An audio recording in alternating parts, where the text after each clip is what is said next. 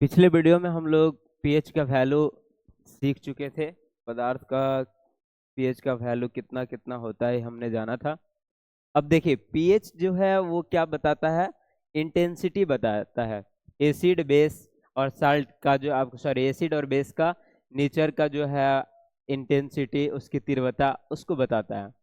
अब इसी आधार पे हम लोग ना जो आपका पदार्थ है अम्ल है और क्षार है उसको ना दो भागों में बांटते हैं। एक आपका अम्ल और दूसरा क्षार को ना हम दो भागों में बांटते हैं। आपका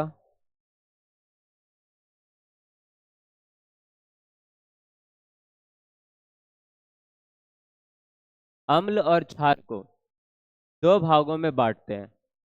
किसके आधार पे? पीएच के आधार पे। पीएच के आधार पे हम लोग अम्ल और क्षार को कितने भागों में बांटेंगे? दो भागों में बांटेंगे। वो क्या है आपका? एक ये जो है आपका इंटेंसिटी के आधार पे है कि पीएच किसका ज्यादा बेटर है, उसके आधार पे कौन स्ट्रांग एसिड है और कौन आपका वीक एसिड है। तो पहले देखिए अम्ल में दो प्रकार का अम्ल आएगा, एक को बोलेंगे हम लोग प्रबल अम्ल और एक को हम लोग बोलेंगे दुर्बल अम्ल। एक को बोलेंगे प्रबल अम्ल और दूसरे को बोलेंगे हम लोग दुर्बल अम्ल। इसी तरह इधर भी आएगा पीएच के आधार पे प्रबल क्षार और फिर आएगा आपका क्या? दुर्बल क्षार। प्रबल क्षार और दूसरा आपका आएगा दुर्बल क्षार। ये प्रबल अम्ल और दूसरा आपका दुर्बल अम्ल है। तो देखिए पहले इसको हम लोग जान लेते हैं, इसमें भी डिवाइड कर देते हैं हम ऐसे, ये डिवाइड कर देते हैं।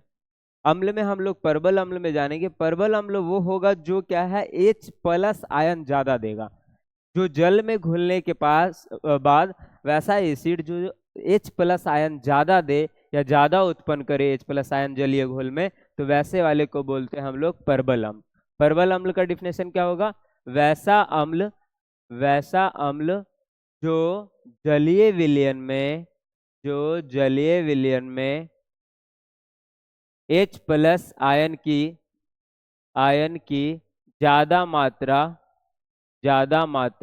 उत्पन्न करे, या H प्लस आयन की सांद्रता बढ़ाए, उत्पन्न करे, या H प्लस आयन की सांद्रता बढ़ाए, आयन की सांद्रता बढ़ाए, वैसे वाले को हम लोग बोलते हैं बढ़ाए। वैसे वाले का वैसा अम्ल जो जलीय विलयन में H प्लस आयन की ज्यादा मात्रा उत्पन्न करे या H प्लस आयन की सांद्रता को बढ़ाए, वैसे वाले एसिड को हम लोग बोलते हैं प्रबल अम्ल, यानी स्ट्रॉन्ग एसिड। ये क्या है आपका? स्ट्रॉन्ग एसिड है, स्ट्रॉन्ग एसिड। ये क्या है आपका? वीक एसिड है, वीक एसिड। और ये आपका स्ट्रॉन्ग बेस है, स्ट्रॉन्ग बेस इधर हो जाएगा आपका वीक बेस। एग्जाम में ना यहाँ से ऑब्जेक्टिव सवाल आएगा, लेकिन पहले हम एग्जाम्पल इसको जान लेते हैं अच्छे से। तो प्रबल अम्ल यहाँ पे क्लियर हो गया। वैसा अम्ल जो जलीय विलयन में H प्लस आयन की ज्यादा मात्रा उत्पन्न करेगा, वो आपका H प्लस आयन की सांद्रता बढ़ाएगा, वैसे वाले को हम लोग बोलते हैं स्ट्रॉन्ग एसिड, प्रबल अम्ल। दूसरा है दुर्बल अम्ल। दुर्बल अम्ल क्या है? कम मात्रा उत्पन्न करेगा। वैसा अम्ल जो जलीय विलयन में H प्लस आयन की कम मात्रा उत्पन्न करे, कम मात्रा उत्पन्न करे, या H प्लस आयन की सांद्रता कम बढ़ाए, आयन की सांद्रता सांद्रता कम बढ़ाए, वैसे वाले को हम लोग बोलते हैं दुर्बल अम्ल। प्रबल अम्ल में क्या? H प्लस आयन ज्यादा उत्पन्न करेगा, बस इतना सा याद रखना है, H प्लस आयन ज्यादा मात्रा में उत्पन्न होगा प्रबल अम्ल। दुर्बल अम्ल H प्लस आयन की मात्रा जो है कम उत्पन्न होगी, उसको हम लोग बोलेंगे दुर्बल अम्ल। इधर प्रबल क्षार में क्या होगा? OH की मात्रा है, सेम डिफिनेशन यहाँ पे आ जाएगा। वैसा क्षार जो जलीय विलयन में या जलीय घोल कर देते हैं, जलीय घोल में OH की ज्यादा मात्रा, OH आयन की ज्यादा मात्रा उत्पन्न करे, ज्यादा मात्रा उत्पन्न करे, उत्पन्न करे, ये क्या कहलाएगा? ये भी आपका क्या कहलाएगा? Strong acid. या OH माइनस आयन की सांद्रता बढ़ाए, OH माइनस आयन की सांद्रता बढ़ाए, इसी को हम लोग क्या बोलते हैं? ये वाले को हम लोग बोलते हैं कैसा, स्ट्रॉन्ग बेस। इधर उल्टा आ जाएगा, वैसा क्षार जो जलीय विलयन घोल में, जो जलीय घोल में, जलीय घोल में OH माइनस की कम मात्रा उत्पन्न करे, कम मात्रा उत्पन्न करे, वैसे वाले आपके क्या कहलाएंगे, दुर्बल क्षार। या फिर OH माइनस आयन की सांद्रता बढ़ाए, सांद्रता कम बढ़ाए, ऐसे वाले को हम लोग क्या बोलते हैं, कम बढ़ाए, ऐसे वाले को हम लोग बोलते हैं दुर्बल क्षार। दुर्बल अम्ल में क्या होगा, H+ आयन जो होगा वो ज्यादा उत्पन्न होगा, दुर्बल अम्ल में क्या होगा, H+ आयन की मात्रा कम उत्पन्न होगी। जस्ट उल्टा, यहाँ क्षार में OH माइनस आयन ज्यादा देगा ये जलीय घोल में, प्रबल क्षार कहलाएगा। और ये दुर्बल क्षार आपका क्या हो जाएगा, ये कम मात्रा में आपका सांद्रता बढ़ाएगा, वो क्या कहलाएगा, दुर्बल क्षार। अब देखिए यहाँ से, अब हम एग्जाम्पल ले लेते हैं, प्रबल अम्ल प्रबल क्षार, प्रबल अम्ल का एग्जाम्पल इधर ले लेते हैं, दुर्बल अम्ल का ले लेते हैं कि कौन प्रबल अम्ल है कौन दुर्बल अम्ल है। फिर वैसे एक और प्रबल क्षार है, कौन दुर्बल क्षार है, ये हम इसका ना ये ले लेते हैं एग्जाम्पल। अब देखिए प्रबल अम्ल में हम लोग के पास जो जो अम्ल है उसमें से एक है आपका H2SO4, जिसको हम लोग बोलते हैं सल्फ्यूरिक अम्ल। सल्फ्यूरिक अम्ल स्ट्रॉन्ग एसिड है, इसे अम्लों का राजा भी बोला जाता है क्योंकि स्ट्रॉन्ग है ज़्यादा, H2SO4।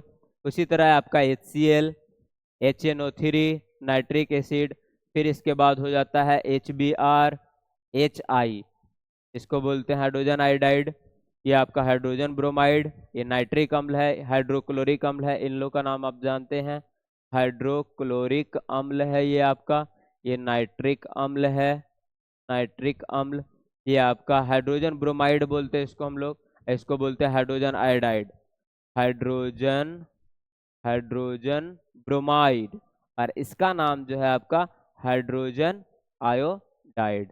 तो हम लोग एग्जाम्पल याद रखेंगे इसका कि कौन वाला जो है आपका स्ट्रॉन्ग एसिड में, तो स्ट्रॉन्ग एसिड में ये 5 का नाम हम हमेशा याद रखेंगे, H2SO4, HCl, HNO3, HBr और HI।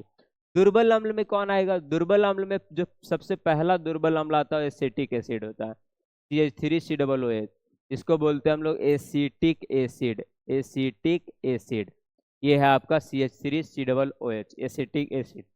उसी में आपका देखिए इधर वाला में देखिए HCl, HBr, HFI hello group का एक सदस्य होता है फ्लोरीन, तो HF जो है आपका इसमें आ जाएगा क्या, ये इसको बोलते हैं हाइड्रोजन फ्लोराइड, ये भी दुर्बल अम्ल में आएगा।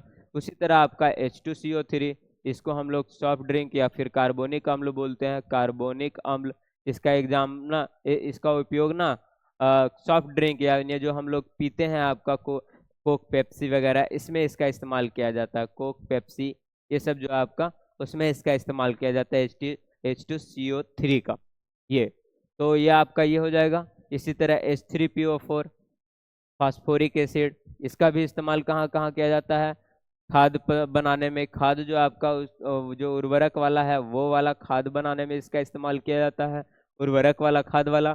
और दूसरा आपका इसका इस्तेमाल जो होता है H3PO4 का, वो आपका हो जाता है ये सॉफ्ट ड्रिंक बनाने में, पेय पदार्थ बनाने में, पेय पदार्थ बनाने में। फिर से आ जाते हैं हम लोग, प्रबल अम्ल क्लियर हो जाएगा। प्रबल अम्ल में का एग्जांपल कौन कौन, H2SO4 सल्फ्यूरिक अम्ल, HCl हाइड्रोक्लोरिक अम्ल, HNO3 नाइट्रिक अम्ल होता है, फिर HBr हाइड्रोजन ब्रोमाइड बोलते हैं इसको, हाइड्रोजन आयोडाइड बोलते हैं इसको। इधर दुर्बल अम्ल में जो एग्जाम का क्वेश्चन बनता है इस पे बन जाता है कौन दुर्बल अम्ल है, तो एसिटिक एसिड जो आपका दुर्बल अम्ल की श्रेणी में आता है ये, तो एसिटिक एसिड, और ये आपका कार्बोनिक अम्ल भी स्ट्रॉन्ग एसिड में नहीं आता है, वीक एसिड है। और ये इसी तरह प्रबल क्षार में आते हैं, प्रबल क्षार का एग्जाम्पल में आता है आपका सोडियम हाइड्रोक्साइड NaOH KOH, ये फिर इसी तरह होता है CaOH का 2 टाइम्स, BaOH का 2 टाइम्स, ये वाला आपका ये सब जो है आपका ये आपका क्या स्ट्रॉन्ग एसिड है, कैसा एसिड है, स्ट्रॉन्ग, सॉरी एसिड नहीं, स्ट्रॉन्ग बेस है, एसिड नहीं इसको बोलेंगे स्ट्रॉन्ग बेस, प्रबल क्षार स्ट्रॉन्ग बेस, प्रबल क्षार है कौन कौन, NaOH, फिर उसके बाद KOH, CaOH2 calcium hydroxide, barium hydroxide. Sodium hydroxide, potassium hydroxide, ये सारे क्या है आपका परबल क्षार है। इसी तरह दुर्बल क्षार में कौन आएगा? दुर्बल क्षार में सबसे पहले आएगा अमोनिया NH3, इसको हम लोग बोलते हैं अमोनिया। फिर इसी तरह आता है C6H5NH2, इसको बोलते हैं एनिलीन, एनिलीन। और इसमें और आता है एक, इसको हम लोग बोलेंगे AlOH2, एल्युमिनियम हाइड्रोक्साइड, एक को बोलेंगे मैग्नीशियम हाइड्रोक्साइड। ये दो, एल्युमिनियम हाइड्रोक्साइड ये आपका हो जाएगा, और दूसरा मैग्नीशियम हाइड्रोक्साइड, इसको बोला जाता है milk of magnesia, milk of magnesia, milk of magnesia. इसका नाम है एल्युमिनियम हाइड्रोक्साइड, एल्युमिनियम हाइड्रोक्साइड। ये सब आपका क्या है? वीक बेस, दुर्बल क्षार है। तो एग्जाम में सारा ये ऑब्जेक्टिव सवाल आएगा इसके ऊपर, तो हमें ना इन सभी को याद रखेंगे ऑब्जेक्टिव तौर पे। यानी ये आपका परवल अम्ल का एग्जाम्पल में कौन कौन आएगा? HNO3, HCl। HCl हमारे पेट में पाया जाता है, पेट के अमाशय में जठर ग्रंथि या जठर रस में बोलते हैं हम लोग। HCl स्ट्रॉन्ग एसिड में आता है, क्योंकि ये बहुत सारी चीज़ों को आसानी से गलाने की क्षमता रखता है, तो स्ट्रॉन्ग एसिड में आता है आपका। उसी तरह नाइट्रिक एसिड, ये भी स्ट्रॉन्ग एसिड में आता है, क्योंकि नाइट्रिक एसिड जो है आपका वो कहाँ पे पाया जाता है? वो पाया जाता है, वो आपका क्या है? मिश्रण है, मतलब सॉरी, ये एक आपका स्ट्रॉन्ग एसिड है। और ये ना, इसका भी इस्तेमाल हम लोग वैसे पदार्थों को गलाने में करते हैं जो पदार्थ नॉर्मली उगल नहीं पाता है, इसका इस्तेमाल हम लोग ऐसे में करते हैं। सोना की सफाई में भी इसका इस्तेमाल करते हैं, चूरा का अम्ल है इसलिए इसका इस्तेमाल करते हैं। HBrHI, हाइड्रोजन आयोडाइड, इसका इस्तेमाल हम लोग जानते हैं एसिड के तौर पे, डालडा वगैरह में भी इसका इस्तेमाल होता है। तो ये आपका स्ट्रॉन्ग एसिड है। दुर्बल अम्ल, एसिडिक, गन्ना का जूस में ये पाया जाता है आपका। सिरका, या फिर बोल सकते हो ये आपका सिरका में पाया जाता है, विनेगार बोलते हैं उसको, उसमें पाया जाता है। ये है आपका, तो इतना आपका हो गया परबल अम्ल और परबल क्षार वाला एग्जाम्पल। इसको ना आप नोट कर लीजिए, इसको हम लोग नोट कर लेंगे ऐसे। क्लियर? चलिए नोट कर लीजिए। नेक्स्ट, आगे आगे हम लोग चलेंगे इसी में अब, नेक्स्ट में। अब यहाँ पर हम लोग जानेंगे, परबल अम्ल हो गया ये आपका, परबल क्षार हो गया। अब हम लोग जानेंगे इसी के आधार पे पीएच का महत्व। अगला टॉपिक जो होगा वो है आपका पीएच का महत्व, पीएच का महत्व।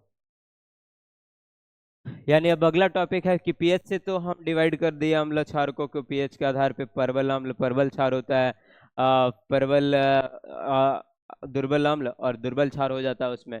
अगला है पीएच का इंपॉर्टेंस। पीएच का इंपॉर्टेंस हमारे लिए कितना ज़्यादा जरूरी है? तो पीएच का इंपॉर्टेंस करके, पीएच के इंपॉर्टेंस में हम लोग पढ़ेंगे, महत्व में, पीएच का महत्व में पढ़ेंगे। दो चार टॉपिक ऐसे हैं जो एग्जाम में आते हैं, तो हम सारे को क्लियर करेंगे एक एक करके। तो पहला है हमारा रक्त से, पहला है हमारा रक्त। तो देखिए रक्त क्या है, एक ही करके चलते हैं हम लोग। रक्त क्या है? हमारे बॉडी का एक ब्लड सेल, मतलब बोल सकते हो हमारे बॉडी का एक वैसा लिक्विड जो हमारे बॉडी को कंट्रोल करता है या फिर बॉडी को संचालित करता है, एक्टिव करता है, वैसे वो है आपका रक्त। तो रक्त का ना पीएच मान हम लोग जानते हैं 7.4 होता है। और हमारे शरीर का जो प्रास होता है, वो हमारे शरीर का जो प्रास होता है वो कितना? 7 से 7.8 होता है। कितना होता है? 7.0 से लेके 7.8 के बीच में होता है, ये आपका हमारे बॉडी का। और जितने भी सजीव जो आपका एग्जिट करते हैं, जितने भी सजीव हैं, वो आपका रक्त के इसी पीएच परास में जीवित रहते हैं। ये जो आपका रक्त का, बॉडी का हमारा पीएच परास है 7.0 से 7.8, इसी के बीच में हमारा ब्लड का आता है 7.4, बीच बीच में पाया जाता है। इसी के परास में हम सजीव जो है वो अपनी सारी क्रियाएं संचालित करते हैं। यदि पीएच परास घटता है ब्लड का किसी कारणवश, तो क्या होता है? हमारी शारीरिक स्थिति, मानसिक स्थिति दोनों एक साथ गड़बड़ हो जाती है।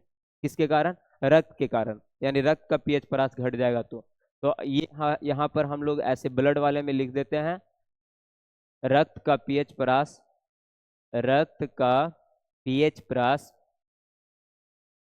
7.0 से 7.8 के बीच पाया जाता है,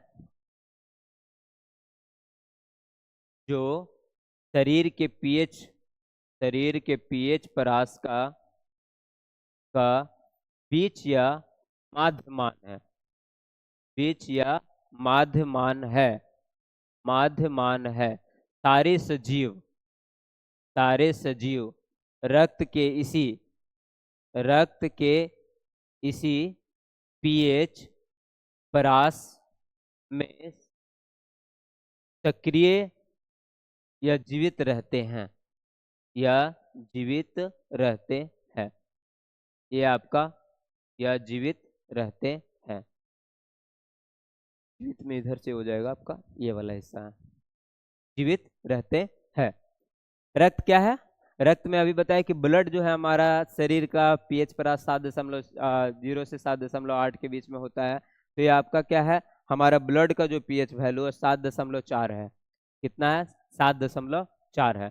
7.4 रहने के कारण क्या है आपका, ये बीचों बीच होता है हमारे ब्लड का, जो आपका ब्लड का पीएच मान है वो हमारे शरीर के परास के बीच का माध्यमान है। जैसे ही असंतुलित होता है किसी कारणवश हमारा ब्लड सेल, तो हमारा शरीर जो है सक्रिय रूप से सुचालित नहीं हो पाता है, जिसके कारण हमें मानसिक और शारीरिक जो आपका है स्थितियां जो है वो खराब हो जाती है इसके कारण। तो पहला हमने रक्त में देख लिया, पीएच का महत्व हमारे ब्लड के लिए बहुत ज़्यादा जरूरी है, पीएच का वैल्यू का ये। उसी तरह अगला पॉइंट आएगा मिट्टी का, ये आपका रक्त का हो गया। दूसरा पॉइंट है आपका मिट्टी, मिट्टी का परास। देखिए मिट्टी जो है आपका, ये जो है आपका मिट्टी, वो क्या है, ये भी एक खास परास में काम करता है। जैसे हम लोग देखते हैं कि कुछ ऐसे फल या कुछ ऐसे पेड़ पौधे हैं जो आपका क्या है, क्षारीय मिट्टी में वो ज़्यादा सही से सक्रिय रूप से ग्रो कर पाते हैं, फल दे पाते हैं, फल फूल ये दे पाते हैं। लेकिन वही उसी पेड़ पौधे को यदि हम अम्लीय मिट्टी वाले में डालेंगे तो वो क्या है, उस तरह से सक्रिय नहीं हो पाता, उस तरह से उसके जो सुचारू रूप से काम क्रियाएं हैं संचालित नहीं हो पाती है, जिसके कारण वो उतना सक्रिय नहीं रह पाता है जितना वो उस टाइप के या उस स्थिति के मिट्टी में रह पाता है। तो ये क्या है आपका, मिट्टी का भी परास जो है आपका ये बहुत ज़्यादा उपयुक्त है फसलों के लिए। तो मिट्टी का जो परास है आपका, ये कैसे खराब होता है? ये खराब होता है हमारा अम्लीय वर्षा से। मिट्टी का परास ज़्यादातर खराब हो जाता है आपका अम्लीय वर्षा से। और दूसरा है आपका बाह्य कारक, जिसमें हवा वगैरह चलते हैं, जिसमें मिट्टी की ऊपरी परत उड़ के दूसरी परत आ जाती है, वह इसके कारण होता है। तो ये ना मिट्टी का जो परास होता है, मिट्टी बाह्य कारणों या अम्लीय वर्षा से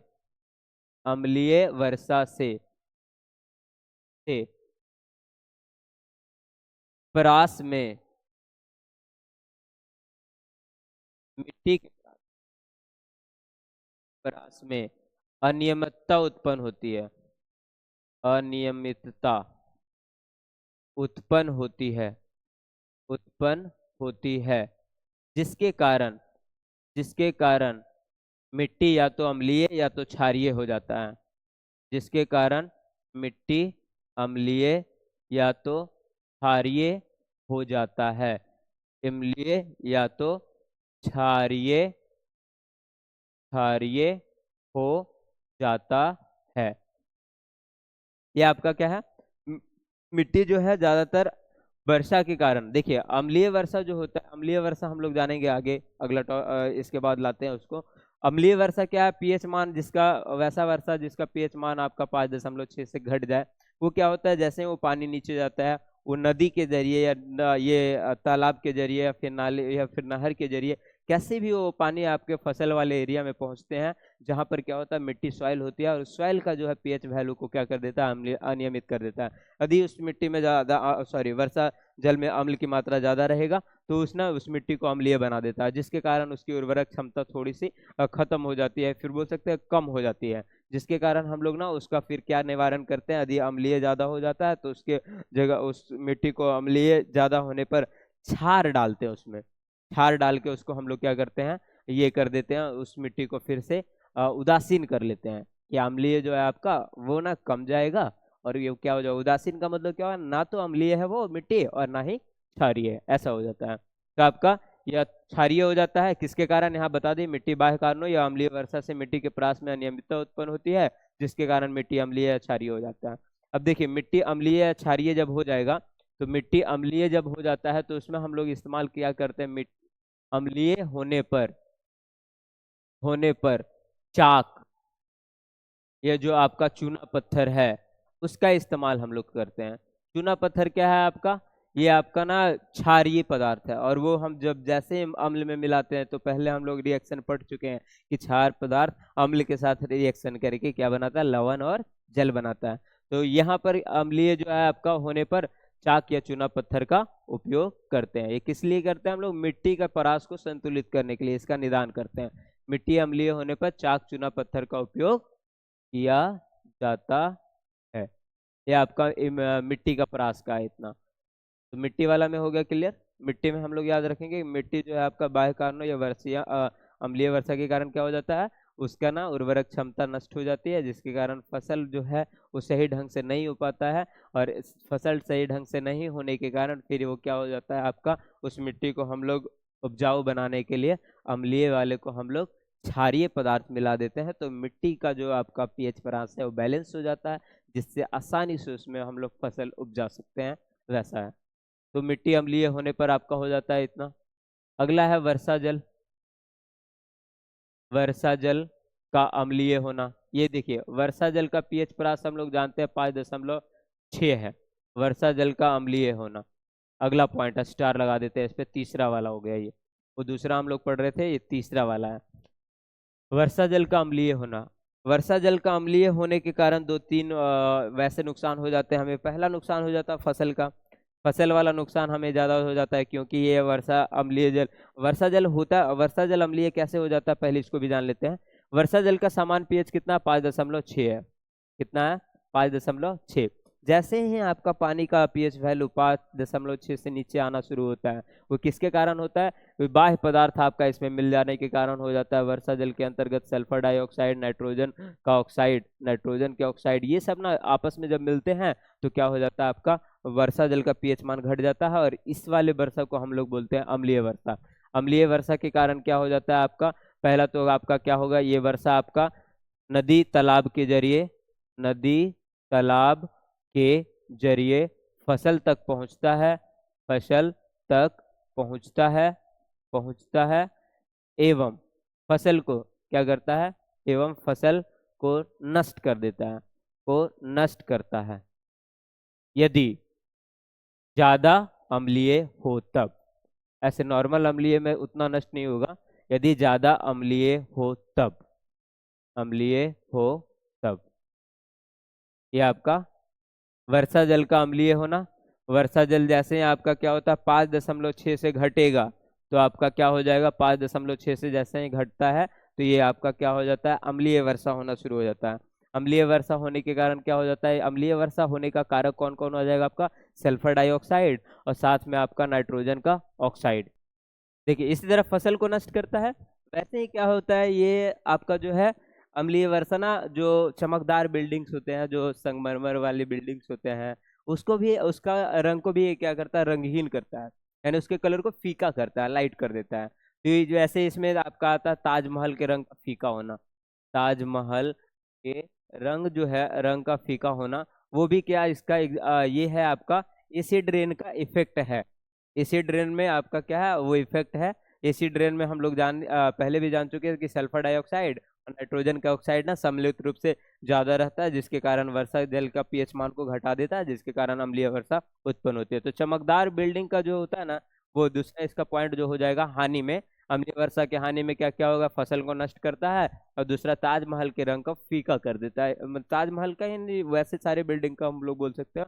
एक एज एग्जाम्पल हमने इसका ऐसा ले लिया, ताजमहल का। चलिए इसके बाद अब अगला हम लोग टॉपिक लेते हैं, मिट्टी वाला हो गया आपका, मिट्टी का पीएच प्लस। एग्जाम में ऑब्जेक्टिव सवाल ये आता है, देखिए कि मिट्टी अम्लीय होने पर कौन सा यौगिक का इस्तेमाल हम लोग करते हैं उदासीन बनाने के लिए। उदासीन कहने का मतलब अम्लीयता को नष्ट करने के लिए। तो कौन सा पदार्थ का हम लगाते हैं, चाक या चूना पत्थर उसको बोलते हैं। आगे हम लोग जानेंगे पाचन तंत्र का पीएच महत्व। पाचन तंत्र का पीएच महत्व, अगला लाइन में हम लोग कि पाचन तंत्र जो होता है, देखिए हमारे अमाशय में पाया जाता है जठर ग्रंथियां, जिससे निकलता है जठर रस, जिसको हम लोग बोलते हैं HCl। HCl जो है आपका वो क्या है, पाचन तंत्र का एक अहम हिस्सा है, और ये क्या करता है, पाचन तंत्र को संतुलित करता है। ये यदि ज्यादा निकल जाए या कम निकल जाए तो हमारा जो है पीएच वैल्यू है वो असंतुलित हो जाता है। जो पाचन तंत्र का पीएच मान है वह आपका क्या हो जाता है, असंतुलित हो जाता है। तो असंतुलित हो जाने के कारण फिर क्या होता है, हम इसे बैलेंस करते हैं। कभी कभी अम्ल ज्यादा उत्पन्न हो जाएगा तो उसको अति अम्लता बोलते हैं, कभी कभी ना अम्ल कम उत्पन्न होगा तो अल्प अम्लता बोलते हैं उसको। तो इसके कारण क्या होता है, ये दोनों के कारण हमारा पाचन तंत्र असंतुलित हो जाता है। और पाचन तंत्र असंतुलित होने का कारण आपका क्या, देखिए हमारा जो उदर होता है, हमारा जो पेट है, हमारा उदर का पीएच परास जो है 1.5 से 3.5 या बोल सकता है 4 तक संतुलित रहता है, 4 तक संतुलित रहता है। जैसे ही HCl की मात्रा कम या ज्यादा स्रावित होता है, या ज्यादा स्रावित होता है तो पाचन तंत्र का पीएच मान असंतुलित हो जाता है, असंतुलित हो जाता है हो जाता है। और इसके कारण क्या होगा, आपका अपच, एसिडिटी, गैस बोल सकते हो हम लोग, अम्लता, अल्सर, ऐसी समस्याएं उत्पन्न हो जाती है, ऐसी समस्याएं उत्पन्न होती है, ऐसी समस्याएं उत्पन्न हो जाती है। देखिए यहाँ हमारा उधर का पीएच प्रास जो है 1.5 से कितना के आसपास है, 4 के आसपास है, वो भी आपका जठर रस का ही है। हमारा जो ये पीएच प्रास उधर का है वो HCl का प्रास है, HCl का जो आपका उसका प्रास है, जो आपका हाइड्रोक्लोरिक अम्ल है उसका प्रास है। तो जैसे ही इस प्रास में आपका क्या है, HCl की मात्रा कम या ज्यादा हुआ तो ये क्या होता है, पाचन तंत्र के पीएच मान को ही अनबैलेंस कर देता है, असंतुलित कर देता है, जिसके कारण ऐसी समस्याएं उत्पन्न होती है। अब जो पीएच वैल्यू आपका असंतुलित होता है उससे दो स्थितियां उत्पन्न होती है। जो आपका पीएच वैल्यू असंतुलित होता है उससे दो स्थितियां उत्पन्न होती है। पहला को बोलते हैं अल्प अम्लता पहला को बोलते हैं हम लोग अल्प अम्लता। अल्प अम्लता में क्या होगा कि इसमें क्या होता है, HCl की मात्रा कम स्रावित होती है, इसमें HCl की मात्रा कम स्रावित होती है, कम स्रावित होती है, जिससे जिससे अमाशय क्षारीय होता है, जिससे अमाशय क्षारीय हो जाता है, क्षारीय हो जाता है, होता है ये अल्प अम्लता में। अब इसमें क्या है आपका, इसका हम लोग जो निवारण करते हैं, इसका निवारण के लिए हम लोग नींबू का रस, या फिर बोल सकते हो नींबू पानी बोल सकते हो हम लोग, तो नींबू का रस और साथ ही साथ विनेगार जो आपका सिरका होता है, जिसका हम लोग ना सॉस में भी इस्तेमाल करते हैं, वो इसका वो क्या है आपका अल्प अम्लता को क्या करता है, उसका निवारण करता है। अम्ल HCl की मात्रा को ज्यादा स्रावित होने के लिए प्रेरित करता है। वो कौन करता है, आपका नींबू का रस और सिरका। अल्प अम्लता का डिफिनेशन हो गया क्या, कि वैसा जिसमें HCl की मात्रा कम स्रावित होती है, वैसी स्थिति जिसमें HCl की मात्रा कम स्रावित होती है, जिसमें अमाशय क्षारीय हो जाता है। इसका निवारण के लिए हम लोग क्या करते हैं, नींबू का रस और सिरका का इस्तेमाल करते हैं। इसी तरह एक और स्थिति है पेट की अम्लता में, एक स्थिति है कि अति अम्लता हो जाता है। अति अम्लता, अति अम्लता का मतलब ये है कि हमारा HCl की मात्रा किसी कारणवश, कोई ऐसा भोजन हम लोग खाया जो क्षारीय था, जिसके कारण क्या हुआ कि हमारे पेट के अंदर जो अमाशय रस है, जठर ग्रंथि है, उसके अंदर जो जठर रस है वो ना ज्यादा स्रावित होने लगा, और वो HCl के रूप में ज्यादा स्रावित हो गया, जिसके कारण हमारा जो आपका अमाशय है वो क्या हो जाता है, ज्यादा अम्लीय हो जाता है। तो जब ज्यादा अम्लीय हो जाता है, इस स्थिति को ही हम लोग क्या बोलते हैं, अति अम्लता। इस स्थिति को हम लोग क्या बोलते हैं, अति अम्लता। इसमें क्या हो जाता है, इसमें HCl की मात्रा इसमें HCl की मात्रा ज्यादा स्रावित होता है, ज्यादा स्रावित होता है, जिसके कारण पाचन तंत्र असंतुलित हो जाता है, पाचन तंत्र असंतुलित हो जाता है, असंतुलित हो जाएगा आपका, असंतुलित हो जाता है, जिसके कारण पाचन तंत्र असंतुलित हो जाता है। अब ये आपका क्या है, इसका निवारण हम लोग कैसे करेंगे? अति अम्लता यदि किसी को हो जाए तो निवारण के लिए ना हम इसका क्या करते हैं, निवारण के लिए दुर्बल क्षार का इस्तेमाल करते हैं, जिसको बोलते हैं एंटा एसिड। दुर्बल क्षार, यहाँ पर इसका इस्तेमाल किया जाता है, एंटा एसिड, एंटा एसिड। इसको बोलते हैं हम लोग प्रति अम्लता, प्रति अम्लता। यहाँ पे इसका डेफिनेशन लिख देते हैं, अम्लता को दूर करने वाली दवाओं को हम लोग बोलते हैं प्रति अम्लता। अम्लता को दूर करने वाली दवाएं, दूर करने वाली दवाएं प्रति अम्ल वाली दवाएं कहलाती, दूर करने वाली दवाएं प्रति अम्ल कहलाता है, प्रति अम्ल कहलाता है, कहलाता है। अब प्रति अम्लता क्या, वो प्रोसेस है। प्रोसेस कहने का मतलब जिससे अम्लता नष्ट होती है उसको प्रति अम्लता बोलते हैं। और जो आपका जो एसिड जो प्रति अम्ल इसको नष्ट करता है उसको हम लोग प्रति अम्ल बोलते हैं। वैसी दवाएं जो आपका अम्लता को नष्ट करता है उसको हम लोग क्या बोलते हैं, एंटा एसिड। क्या बोलते हैं, एंटा एसिड। एग्जाम में क्वेश्चन आता है कि कौन इनमें से प्रति अम्ल है, तो इसमें है ना हम 3 एग्जाम्पल याद रखेंगे। 3 एग्जाम्पल जो आपका एंटा एसिड के रूप में प्रयुक्त होता है। इसमें से पहला का नाम याद रखना है हम लोग को, MgOH2। इसको बोलते हैं magnesium hydroxide, magnesium hydra oxide. और इसी का दूसरा नाम आपका जो है हाइड्रा ऑक्साइड है। अगला इसका नाम है, इसी का नाम है milk of magnesia, milk of magnesia. इसको मैग्नीशिया का दूध भी कहा जाता है, मिल्क ऑफ मैग्नीशिया। उजला श्वेत, उजला और श्वेत और हरा रंग का ये मिश्रण होता है, ये आपका मिलता है। दूसरा आपका एल्युमिनियम का हाइड्रोक्साइड, एल्युमिनियम का जो भी हाइड्रोक्साइड है वो भी क्या आपका एंटा एसिड है। Aluminium hydra oxide, aluminium hydra oxide, aluminium hydra oxide, ये भी आपका क्या है, ये भी आपका क्या प्रति अम्ल है। उसी तरह आपका कास्टिक NaOH भी बोल सकते हैं हम लोग, ये वाला भी आपका क्या है, इसको हम लोग बोलेंगे सोडियम हाइड्रोक्साइड। ये तीनों नाम याद रखना हम लोग को एंटा एसिड के रूप में प्रयुक्त होता है। Sodium hydra oxide, hydra oxide, ये प्रति अम्लता के रूप में इसका इस्तेमाल होता है। यहाँ पे हो जाएगा क्लियर। अति अम्लता जिसमें HCl की मात्रा ज्यादा स्रावित होती है और पाचन तंत्र का पीएच वैल्यू असंतुलित हो जाता है। निवारण कैसे करते हैं, इसमें हम ना दुर्बल क्षार का इस्तेमाल करते हैं। हम लोग पढ़े थे अभी इसके पहले कि दुर्बल क्षार वो क्षार होता है जो ना OH- आयन को बहुत कम स्रावित करता है जलीय घोल में, उसको हम लोग बोलते हैं दुर्बल क्षार। तो दुर्बल क्षार के रूप में यहाँ पढ़े थे, ये दो का नाम आया था, MgOH2 AlOH2।